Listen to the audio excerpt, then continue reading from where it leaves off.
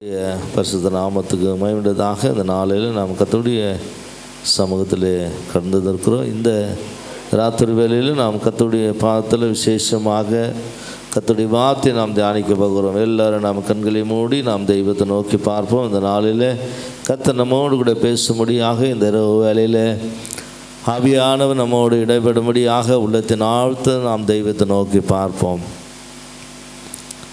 எங்களை அதிகமாக நேசிக்கிற நல்ல பிதாவே, இந்த நாளுக்காய் உடைய பாதத்தில் வருகிறோம். இந்த வருடத்தின் 2026 முதல் மாதம் இந்த இரவு ஜெபத்தை நம்முடைய கரத்தில் ஒப்பு கொடுக்குறோம். ஏசப்பா, இந்த ஆராதனை முழுவதும் தேவரே நீங்கள் பொறுப்பெடுத்து கொண்டீர். இந்த நாளில் எங்களோடு பேசும் உடைய வார்த்தை கொண்டு நாங்கள் கேட்கத்தக்கதான செவிகளை கர்த்தாவே, அதை வைக்கதான இருதயங்களை தந்திருக்கிறீர். அதை பயன்படுத்த உதவி செய்யும்படியாக செபிக்கிறோம். இது உம்முடைய நாம் மகிமைப்படும்படியாக நம்முடைய கரத்தில் ஒப்பு கொடுத்து செபிக்கிறோம். கர்த்தர் நீங்கள் பொறுப்பெடுத்துக்கொள்ளும். இயேசுவின் நாமத்தில் பிதாவே, ஆமென், ஆமென். அல்லேலூயா. கர்த்தருடைய பரிசுத்த நாமத்தை மகிமையுண்டதாக இந்த நாளில் நாம் கர்த்தருடைய வார்த்தை தியானிக்க போகிறோம். இன்றைக்கு வேதம் சொல்லுகிறது, தேவன் நமது ஜனத்தின் நடத்துகிற விதங்களை நாம் பார்க்க போகிறோம். தேவன் நமது ஜனத்தை நடத்துகிற விதங்களை குறித்து இன்றைக்கு கர்த்தருடைய வார்த்தை நம்முடைய வாழ்க்கையில் எப்படி நடத்துகிறது என்று சொல்லி நாம் பார்க்க போகிறோம். உலக மனுஷன் வாழ்க்கையில் அல்லது உலக காரியங்களை பார்க்குற அந்த சூழ்நிலைக்கு தேவனுடைய வார்த்தை நம்ம எப்படி நடத்துகிறது, என்ன சொல்லுகிறதுன்னு சொல்லி இப்போ நாம் சற்று நம்ம ஆராய்ந்து பார்ப்போம். சங்கீதங்களின் புஸ்தகம் 16ஆம் சங்கீதம் 8ஆம் வசனத்தை நாம் எடுத்து வாசிக்கலாம். சங்கீதங்களின் புஸ்தகம் 16:8. கர்த்தரை எப்பொழுதும் எனக்கு முன்பாக வைத்திருக்கிறேன். அவர் என் வலது பாரிசத்தில் இருக்கிறபடியால் நான் அசைக்கப்படுவதில்லை. அல்லேலூயா, அல்லேலூயா. நல்லா கவனிங்க. கர்த்தருடைய வார்த்தை சொல்லுகிறது, கர்த்தரை நான் எங்கே வச்சிருக்கிறேன்? என் வலது பக்கத்தில் இருக்கிறதுனால என்னை யாரும் என்ன பண்ண முடியாது, ஒன்றும் செய்ய முடியாது. ஏன்னா கர்த்தரை என் பக்கத்தில் வச்சிருக்கிறதுனால, அவர் என்னோடு கூட இருக்கிறதுனால, உலகமோ உலகத்தில் உள்ளவைகளோ அல்ல இந்த உலகத்தில் இருக்கிற எதுவுமே என்னை என்ன செய்ய முடியாது, சேதப்படுத்த முடியாது. எந்த சூழ்நிலையில் என்னை என்ன செய்ய முடியாது, பாதிக்க பண்ண முடியாது. ஏன்னா பாதிக்க பண்ண முடியுமானால் தேவன் என் பட்சத்தில் இருக்கிறது அது விருதாக இருக்கும். தேவன் என்னோடு இருக்கிறது அது என்னவாக இருக்கும், விருதாவாக இருக்கும். தேவன் என் பட்சத்தில் இருக்கிறபடினால, தேவன் என்னோடு கூட இருக்கிறபடினால நான் ஒருபோதும் என்ன பண்ண மாட்டேன், அசைக்கப்பட மாட்டேன். வேதம் சொல்லுகிறது, அவர் என்னோடு இருக்கிறபடினால, நான் அவரோடு கூட இருக்கிறபடினால, அவர் வலது பாரிசத்தில் என் பக்கத்தில் இருக்கிறபடினால இன்றைக்கு நான் அசைக்கப்படுவதில்லை. அல்லேலூயா. நான் என்ன பண்ண, அசைக்கப்பட முடியாது. ஏன்னா இன்றைக்கி தேவனுடைய சமூகத்தில் இருக்கிற நீங்களும் நானும் நல்லா கவனிங்க. ஒரு முக்கியமான ஒரு சம்பவத்தை உங்களுக்கு சொல்கிறேன். அவ்வளோ பெரிய கடலில் நீங்கள் பார்த்தீங்கன்னா பெரிய கப்பல், அந்த கப்பல் போகும்போது தண்ணியில் போய் முடிச்சுட்டு கடைசியில் வரும்போது அதனுடைய இடத்த வரும்போது அது என்ன செய்யுது, அந்த கப்பல்லேருந்து ஒரு நங்கூரத்தை தூக்கி தண்ணியில் போடுவாங்க. அது போட்ட உடனே என்ன பண்ணும், அது பூமியில் போய் என்ன செய்யும், அது ஸ்ட்ராங்காக பிடிச்சிக்கும். ஆனால் அந்த கப்பலை அது என்ன செய்யாது, காற்று அடித்தாலும் மழை பெஞ்சாலும் அது என்ன படாது, விடாது. ஏன்னா அது அப்படியே பிடிச்சிக்கும். இந்த உலகத்துக்குரிய ஒரு பொருளை என்ன பண்ணுது, ஒரு நங்கூரம் பாதுகாத்து கொள்ளுது. எந்த சூழ்நிலையில் அது விடாதபடி பாதுகாத்து கொள்ளுது. ஆனால் அதை காட்டிலும் உங்களையும் என்னையும் உண்டாக்கின தேவன் வேதம் சொல்லுகிறது, நான் உன்னை என்ன பண்ண மாட்டேன், கைவிட மாட்டேன். அப்போது தேவனாக்கி அது உலகத்துக்குரிய மனுஷன் உண்டாக்கப்பட்ட ஒரு பொருள் ஒரு பொருளை பாதுகாக்கப்படும் போது உங்களையும் என்னையும் உண்டாக்கின தெய்வம், வானத்தையும் பூமி உண்டாக்கின தெய்வம் வார்த்தை சொல்கிறது, நான் உன்னை விட்டு விலகுவதும் இல்லை, உன்னை கைவிடுவதும் இல்லை. அப்போ தேவனாகிய கர்த்தர் நம் பட்சத்தில் நம்முடைய வலது பாசத்தில் இருக்கிறபடினால நாம் என்ன செய்ய மாட்டோம்? அசைக்கப்பட மாட்டோம். முதலாவது தேவன் நம்மை அசையாதபடி பாதுகாத்து கொள்ள, எந்த சூழ்நிலையும் எதுலையும் நாம் என்ன பண்ணக்கூடாது? சிக்கிக்கொள்ளக்கூடாது, பிரச்சனையில் போகாதபடி கர்த்தர் பாதுகாத்து கொள்வார். ஆனால் நாம் அவருக்குள்ளே இருக்கணும். அல்லேலூயா. நாம் அவருக்குள்ளே இல்லாமல், அவரோடு இல்லாமல் நாம் வெளியே இருந்துட்டு நாம் பாதுகாப்போம். எப்படி பாதுகாப்பார்? பாதுகாக்க முடியாது. அப்போ பாதுகாக்க வேண்டுமானால் கர்த்தரை என் பக்கத்தில் வைத்திருக்கணும், அவர் என்னோடு கூட இருக்கணும். அவர் இருந்தால் தான் நான் என்ன செய்வேன்? எல்லாவற்றையும் செய்ய முடியும். நான் எல்லாவற்றையும் வெற்றி பெற்றுக்கொள்ள முடியும், சுகத்தை பெற்றுக்கொள்ள முடியும், பலத்தை பெற்றுக்கொள்ள முடியும். அதுதான் சொல்லுகிறது, பலப்படுத்த கிறிஸ்துனால் எல்லாவற்றையும் செய்ய எனக்கு பலன் உண்டு. அவர் நமக்கு பலன் உண்டு பண்ணுகிறவர், பாதுகாக்கிற தேவன். முதலாவது தேவனாகிய கர்த்தர் நம்மை அசைக்காதபடி பாதுகாத்து கொள்ளுகிற தேவன். அல்லேலூயா.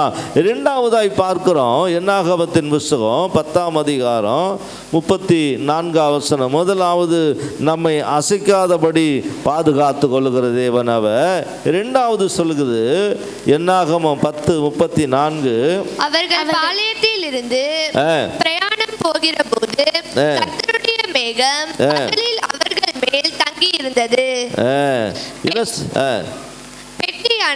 நல்லா கவனிங்க, இங்க வேதம் சொல்லுகிறது மிக அருமையான வார்த்தை. அங்க என்ன சொல்றாரு? வாசிங்க அந்த வசனம் மறுபடியும். அவர்கள் பாளையத்தில் இருந்து பிரயாணம் போகிற போது கர்த்தருடைய மேகம் பகலில் அவர்கள் மேல் தங்கி இருந்தது. பகலில் அவர்கள் மேல் என்ன பண்ணுது? தங்கி இருந்தது. அப்போ வலது பாசத்தில் இருந்தார், இப்போ அவங்களோடு கூட தங்கி இருக்குது. அவரோடு கூட தங்கி இருந்தால் உனக்கு எந்த சூழ்நிலையும் அந்த எதுவுமே ஒன்று என்ன பண்ணாது? சேதப்படுத்தாது. ஏன்னா அவர் பக்கத்தில் இருக்கிறார், அவர் உன்னோடு கூட தங்கி இருக்கிறார். அல்லேலூயா. தேவன் நம்மோடு கூட தங்கி இருப்பார், நம்மோடு கூட நமக்குள்ள இருப்பார்னு சொன்னால் ஒரு நாளும் ஒருபோதும் நம்ம எந்த சூழ்நிலை என்ன செய்ய முடியாது? சேதப்படுத்த முடியாது. அல்லேலூயா. ஏன்னு சொன்னால் நம்முடைய தேவனாகிய கர்த்தர் நம்முடைய பட்சத்தில் இருக்கிறார். எந்த சூழ்நிலையிலும் யாரும் நம்ம என்ன பண்ண சேதப்படுத்த முடியாது. சேதத்தை படுத்துகிறவர்கள் அவர்கள் சேதமாய் மாறி போவார்கள். அல்லேலூயா. ஏன்னு சொன்னால் நாம் ஆராதிக்கிற தேவன் நம்முடைய பட்சத்தில் இருக்கிறார், நம்மோடு இருக்கிறார். அல்லேலூயா. இரண்டாவது தேவன் எங்க இருக்கிறாருங்க?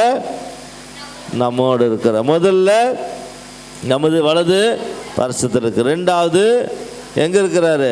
நம்மோடு தங்கியிருக்கிறார். மூன்றாவதாய் நாம் பார்க்க உபாகமத்தின் புஸ்தகம் 33:27 வாசிங்க. உபாகமம் 33:27. அநாதி தேவனே உனக்கு அடைக்கலம், அவருடைய நித்திய புயங்கள்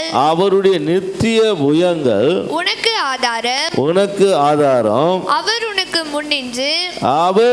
முன்னின்று சத்துருக்களை துரத்தி அவர்களை அழித்து போடு என்று கட்டளையிடுவார். அல்லேலூயா.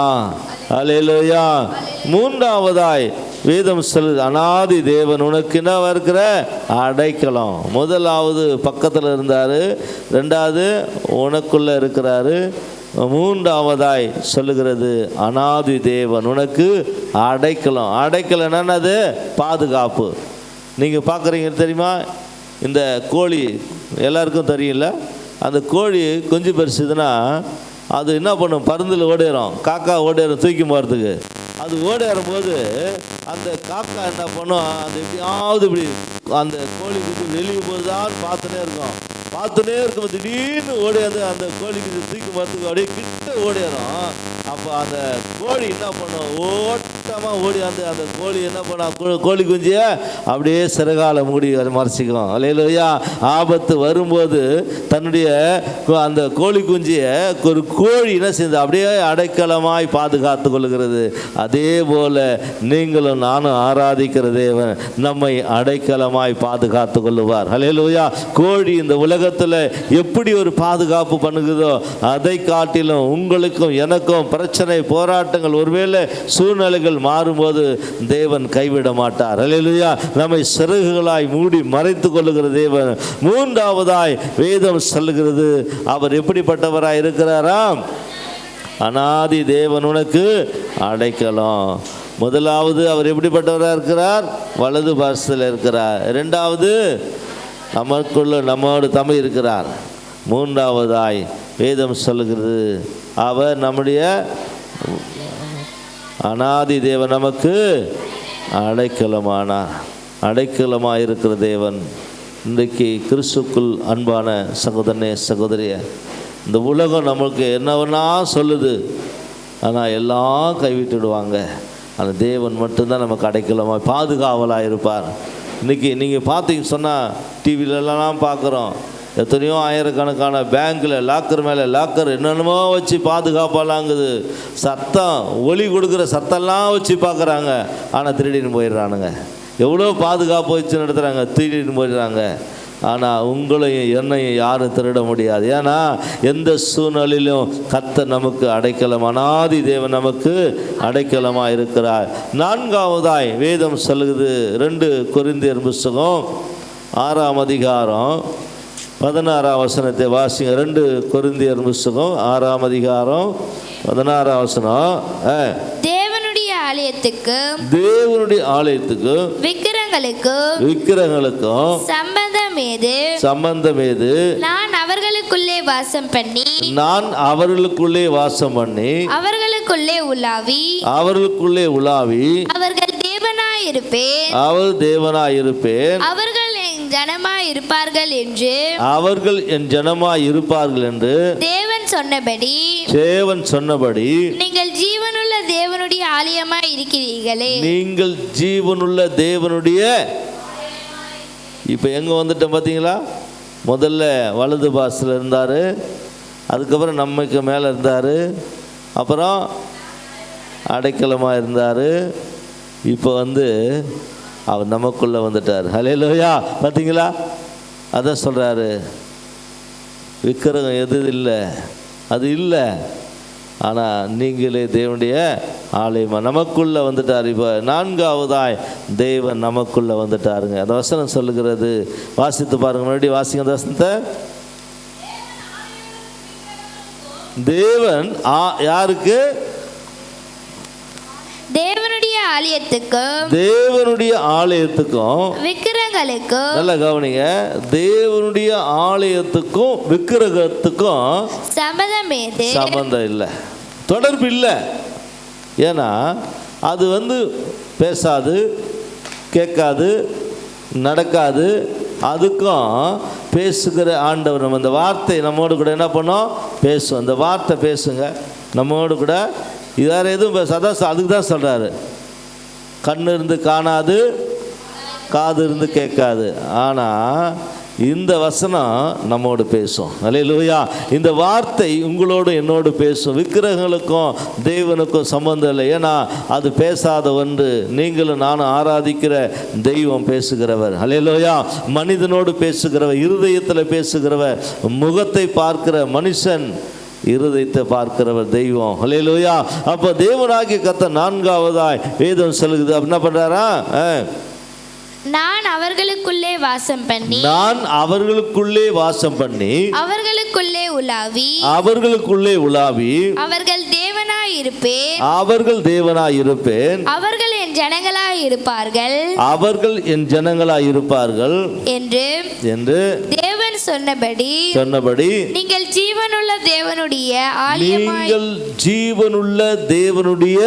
ஆலயமாய் இருக்கிறீர்களே. நாம இப்போ யாரா மாட்டோம்? ஜீவனுள்ள தேவனுடைய ஆலயமாய் மாறிட்டோம்.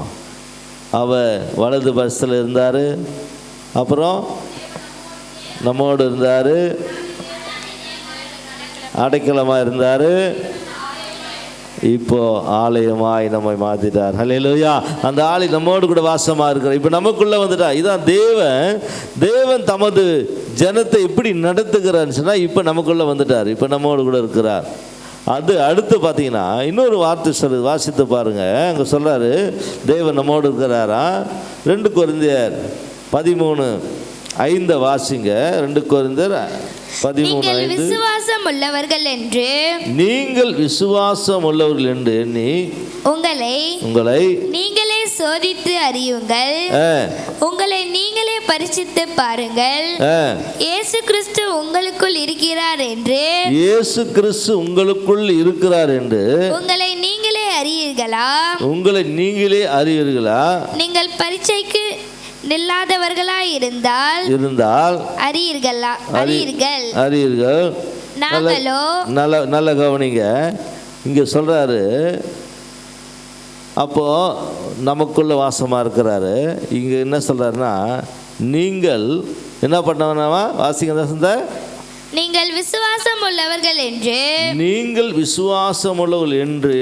என்று உங்களை நீங்களே சோதித்து அறியுங்கள். நீங்களே என்ன பண்ண, உங்களை சோதித்து அறியுங்க. நீங்கள் யாருன்றது உங்களுக்கு தெரியும். எனக்குள்ள ஆண்டவர் இருக்கிறாரா இல்லையா? இன்னைக்கு நிறைய பேருக்கு சந்தேகமாகுது. என்னப்பா இது, சூழ்நிலை பார்த்து, பிரச்சனையை பார்த்து, போராட்டத்தை பார்த்து ஆண்டவர் இருக்கிறாரா இல்லையா தெரில அப்படின்னு சொல்லி கலங்கின்னு இருக்கிறாங்க. கலக்கமே அதான் சொல்ல, நீங்கள் சோதிச்சு பாருங்கள் ஆண்டவர் இருக்கிறாரா இல்லையான்னு. உங்களுக்கு விசுவாசம் இருந்தால் தான் சொல்கிறார். அப்புறம் உங்களை நீங்களே பரிசித்து பாருங்கள். இயேசு கிறிஸ்து உங்களுக்குள் இருக்கிறார் என்று உங்களை நீங்களே அறியீர்களா? நீங்கள் பரீட்சைக்கு இல்லாதவர்களாய் இருந்தால் அறியீர்கள். பார்த்தீங்களா, நீங்கள் பரீட்சைக்கு இல்லாதவர்களாக இருந்தால் நீங்கள் அறியீர்கள். அப்போ நாம் கர்த்தருடைய வார்த்தை கேட்கிறோம். இன்றைக்கு விசுவாசம் உள்ளவர்களாய், எப்படி தேவன் எனக்குள் வாசமாக இருக்கிறார் என்பதை என்ன பண்ணோம், அறிந்திருக்கணும்.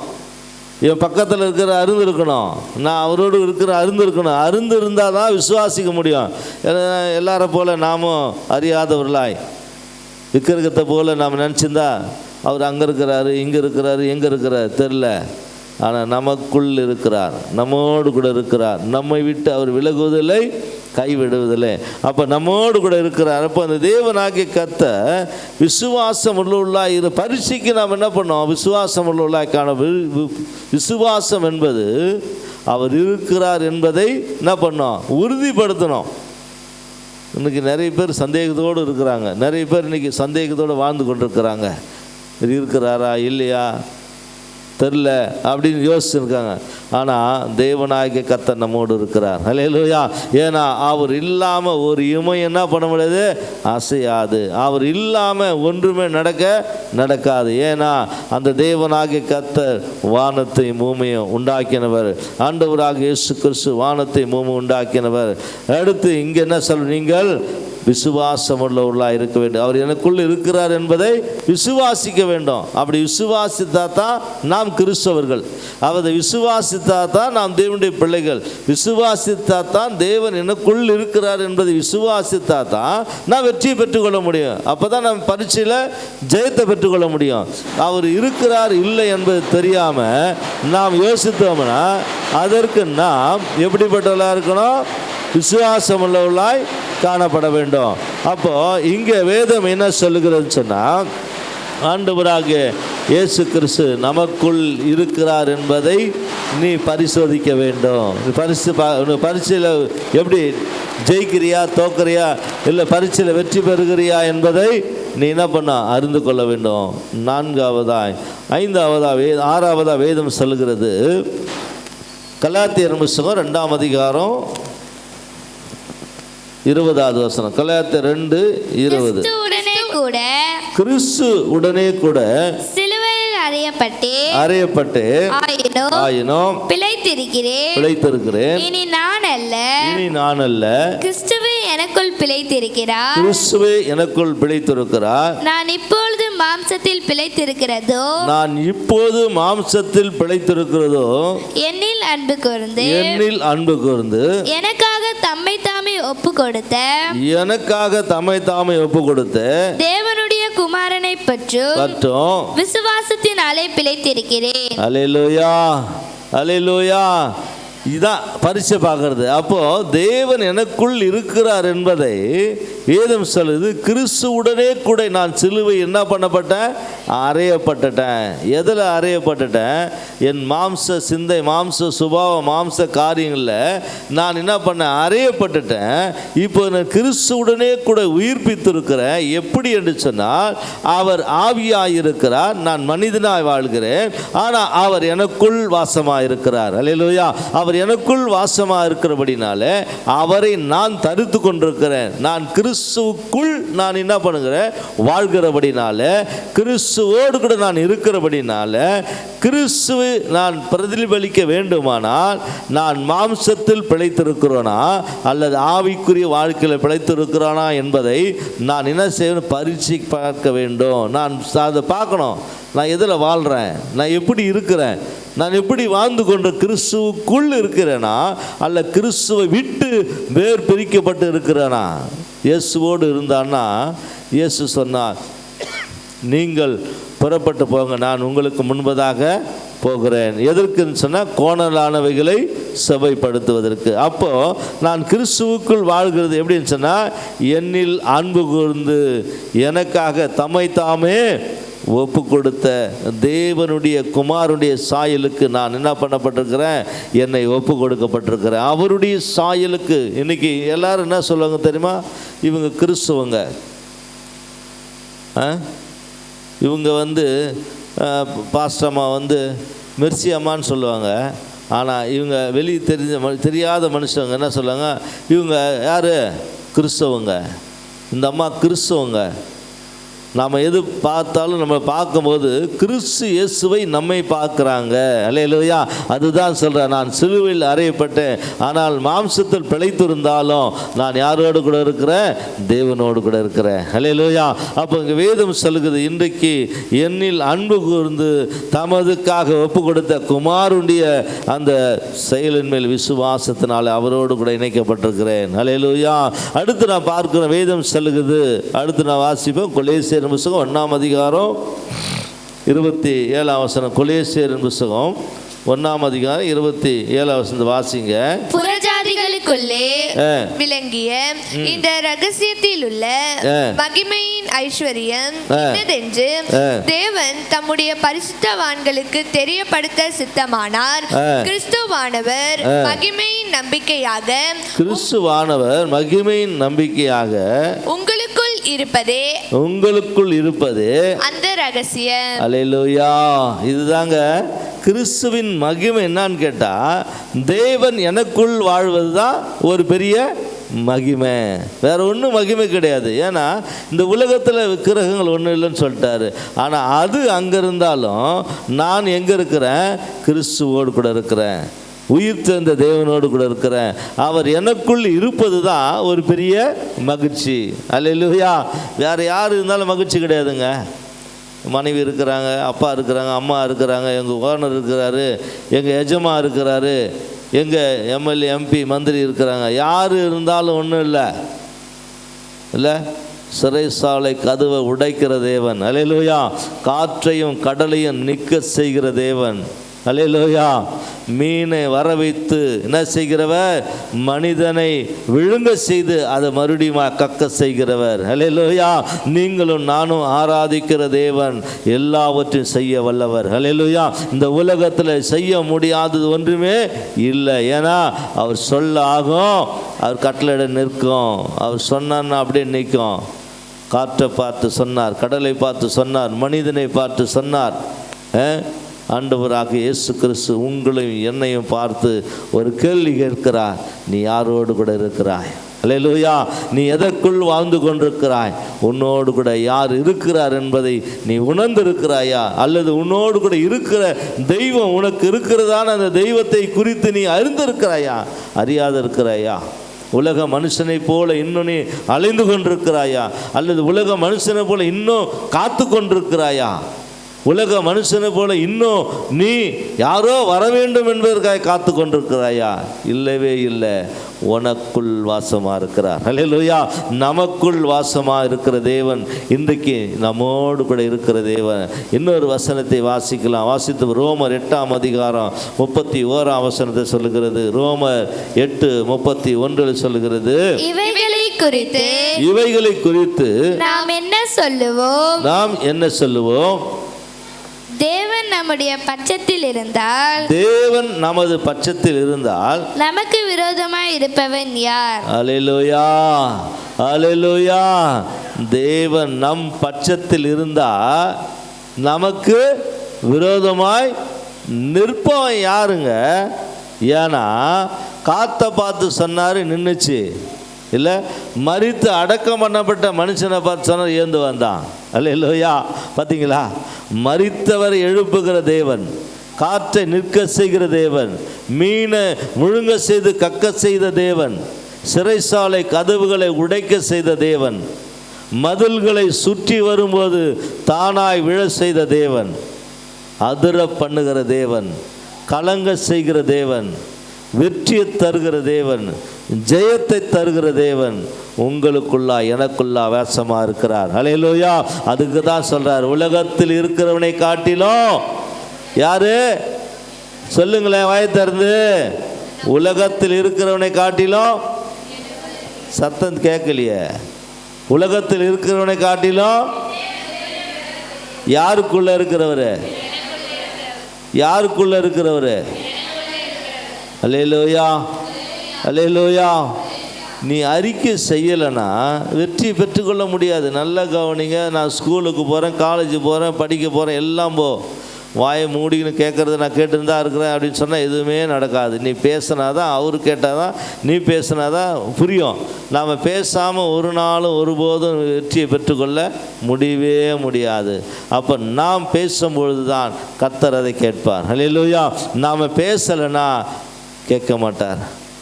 அதுக்கு தான் சொல்கிறார், உலகத்தில் இருக்கிறவனை காட்டி எனக்குள் இருக்கிறவர் பெரியவர். அந்த பெரிய தேவனாகிய கர்த்தர் இன்றைக்கு அவருடைய வார்த்தை தேவன் தமது ஜனத்தை எப்படி நடத்துகிறார்? அவர் நமக்குள் வாழ்ந்து நம்மோடு கூட இருந்து நம்மை வெற்றியாய் நடத்தி கொண்டிருக்கிறார். கடைசியாக அவர் வசந்த வாசிப்போம். சங்கீதம் 37:28 வாசிங்க. சங்கீதங்களின் புத்தகம் 37:28 சொல்கிறாரு, கர்த்தர் நியாயத்தை விரும்புகிறவர், அவர் தமது பரிசுத்தவான்களை கைவிடுவதில்லை, அவர்கள் என்றைக்கும் காக்கப்படுவார்கள், துன்மார்க்கருடைய சந்ததியோ அறுப்புண்டு போம். நல்ல கவனிங்க. அவர் என்றைக்கும் என்ன பண்ணுறதில்ல? கைவிடுகிறதில்ல. அவர் காக்கப்படுகிற தேவன், உங்களை என்னையும் பாதுகாக்கிற தேவர். அதுக்கு தான் சொல்ற, பக்கத்தில் இருக்கணும், நம்மோடு நமக்குள்ளே இருக்கணும். இதெல்லாம் நம்ம வச்சுக்கினா தான். என்னென்ன சொல்லி இந்த ஞாபகம் இருக்கா அவங்களுக்கு? சொல்லுங்க பார்க்கலாம். யாராவது? தேவன் நமக்கு என்னவா இருக்கிறாரு?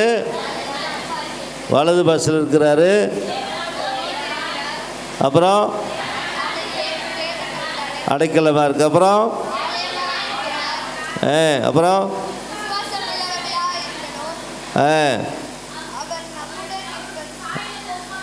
அவருடைய சாயலுக்கு ஒப்பாய் இருக்கிறோம். நாம் நம்பிக்கை என்னன்னு கேட்டால் அவர் நம்மோடு இருக்கிறது தான் நம்பிக்கை. அப்புறம் என்ன சொன்னார்? தேவன் நம்முடைய பட்சத்தில் இருக்கிறார். தேவன் நம் பட்சத்தில் இருந்த மனுஷன் எனக்கு என்ன செய்வான்? அதுதான் கடைசியாக சொல்கிறாரு. 37:28 என்ன சொல்கிறாரு? வாசிங்க மறுபடியும். கர்த்தர் நியாயத்தை விரும்புகிறவர், கர்த்தர் நியாயத்தை விரும்புகிறவர், அவர் தமது பரிசுத்தவான்களை கைவிடுவதில்லை, அவர்கள் என்றைக்கும் காக்கப்படுவார்கள். அவர்கள் என்றைக்கு என்ன பண்ணுவாங்களா? காக்கப்பட. கைவிட மாட்டாராம். கைவிடாத தேவன், பாதுகாக்கிற தேவன். அவர் நம்முடைய பட்சத்தில் இருந்தால் இதெல்லாம் நடக்கும். நாம் அவருக்குள்ளே இருக்கணும், அவர் நம்மோடு இருக்கணும். சிலுவையில் அறையப்பட்டு, ஆனால் யாரோடு கூட இருக்கிறேன்? கிறிஸ்துவோடு இருக்கிறேன். எதுக்காக தெரியுமா? ஆயினும் பிழைத்து இருக்கிறேன். ஏன்னுச்சுன்னா என்னில் அன்பு கூர்ந்து தேவன் எனக்குள்ளே வாழ்கிறதுனால அவர் என்னுடைய வார்த்தையை அவர் கேட்கறதுக்கு ஒரே ஒரு காரணம், அவரை நான் அறிந்திருக்கிறேன். அவர் என்ன அறிந்திருக்கிறபடினால நான் கூப்பிடுகிற சத்தத்துக்கு செவி கொடுக்கிறார். அல்லேலூயா. நான் அவரை அறிந்திருந்தால் மாத்திரம்தான், அவர் எனக்குள் வாழ்ந்திருந்தால் மாத்திரம்தான், அவர் என்னோடு இருந்தால் மாத்திரம்தான் என் சத்தத்துக்கு பதில் கிடைக்கும். அல்லேலூயா. நான் அவரை விட்டு தூரமாக இருந்தா, அல்லது நான் அவருக்கு பிரியமில்லாத இருந்தனா, நான் அவர் விட்டு தூரமாக எங்கேயோ இருந்தனா, அவர் கூப்பிடுகிற சத்தத்துக்கு பதில் கிடைக்கவே கிடைக்காது. அல்லேலூயா. ஒருவேளை நான் கிறிஸ்துவனாக வாழலாம், அல்ல கிறிஸ்துவ சகோதரியாக வாழலாம், அல்லது நான் நான் வாழ்ந்து கொண்டிருக்கிறது. ஒருவேளை நான் மற்றவர்களுக்கு தெரியும், ஐயோ கிறிஸ்துவங்கன்னு சொல்லி, ஆனால் நான் கிறிஸ்துவோடு இருக்கிறேனா, அல்ல கிறிஸ்துவை தரித்து கொண்டிருக்கிறேனா, அல்லது கிறிஸ்து எனக்குள் வாசமாக இருக்கிறாரா என்பது எனக்கு மாத்திரம்தான் தெரியும். அல்லேலூயா. நமக்கு மாத்திரம்தான் தெரியும்.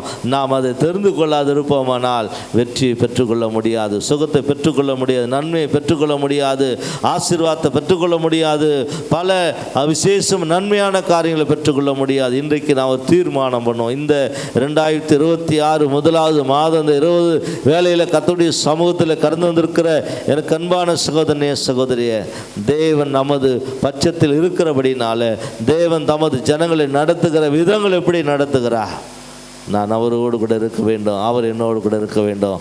இது ரெண்டும் ஒன்றுக்கொண்டு சேர்ந்திருந்தால் மாற்றம்தான் வெற்றியை பெற்றுக்கொள்ள முடியும். அதுதான் சொல்லுகிறார், தேவன் தம்முடைய பரிசுத்தவானுடைய விசேஷமாக சத்தத்தை கேட்கிறவர். அல்லேலூயா. இன்றைக்கு ஒரு தீர்மானம், எல்லாரும் அப்படியே எழுந்து நின்று ஆண்டவருடைய சமூகத்தில் சொல்லுவோம், ஆண்டவரே இந்த நாளில் நீர் உமது ஜனத்தை எப்படியெல்லாம் நடத்த விரும்புகிறீர் என்று